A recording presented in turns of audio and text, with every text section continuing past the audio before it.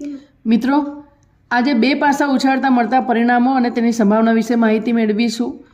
પાસા ઉછાળવાની સંખ્યા, પાસા ઉછાળતા મળતા પરિણામોની સંખ્યા માટેનું એક નાનકડું સૂત્ર છે 6n ઘાત, જ્યાં n પાસા ઉછાળવાની સંખ્યા છે. એકવાર ઉછાળો તો 6 ઘાત 6, બે વાર ઉછાળો તો 6 ઘાત 36. તો એ રીતે બે પાસા ઉછાળતા મળતા કુલ પરિણામો 36 થાય. પરિણામો લખવાની શું ટ્રીક છે?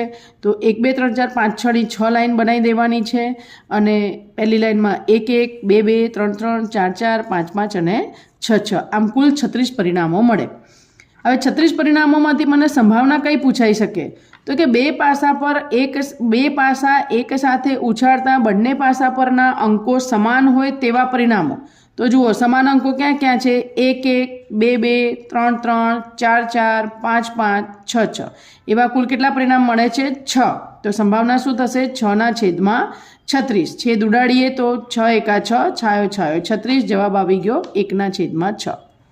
પાસા પરના અંકોનો સરવાળો 8થી વધુ હોય તેવા પરિણામો. તો જુઓ, પહેલી લાઈનમાં છેલ્લું શું છે? 6 ને 1 7 થયું. પછી 4 ને 2 6, 5 ને 2 7, 6 ને 2 8. પણ આપણે પાસા પરના અંકોનો સરવાળો 8થી વધુ જોઈએ છે, એટલે 8થી વધુ કયો થાય? પહેલું પરિણામ 6 અને 3, પછી 5 અને 4, 6 અને 4, 4 અને 5, 5 અને 5, 6 અને 5, 3 અને 6, 4 અને 6, 5 અને 6, 6 અને 6. એટલે 8થી વધુ સરવાળો હોય તેવા કુલ પરિણામ મને કેટલા મળ્યા છે? 10. તો સંભાવના થઈ ગઈ 10/36. પાસા પરના અંકોનો સરવાળો 12થી ઓછો હોય. તો જુઓ, 12 સરવાળો ક્યારે થાય? 6 + 6 12 થાય. એના સિવાયના ઓછા એટલે આ બધા પરિણામોનો સરવાળો આપણે લેવાનો છે. એટલે કેટલા પરિણામ આવશે? કુલ 35 અને કુલ પરિણામ 36 છે. તો સંભાવનાનો જવાબ શું આવશે? 35/36. હવે પાસા પર અંક 5 હોય તેવા પરિણામો.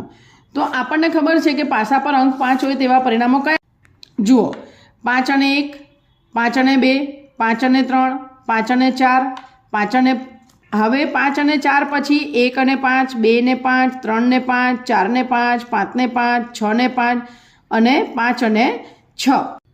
એટલે જુઓ, એવા કુલ કેટલા પરિણામ થયા? 1 2 3 4 5 6 7 8 9 10 અને 11. તો સંભાવના કેટલી થઈ ગઈ? 11/36. એ જ રીતે પાસા પર અંક 5 ન હોય તેવા પરિણામો. તો મારી પાસે 36 હતા ને 5 હોય તેવા પરિણામો 11 હતા. તો 36માંથી 11 બાદ કરી નાખ્યા, મને કેટલા મળી ગયા? 25. તો પાસા પર 5 અંક ન હોય તેવા પરિણામો કેટલાની સંભાવના કેટલી થઈ ગઈ? 25/36. આવી કોઈ પણ અંકની સંભાવના પૂછાય તો તમને આવડવું જોઈએ.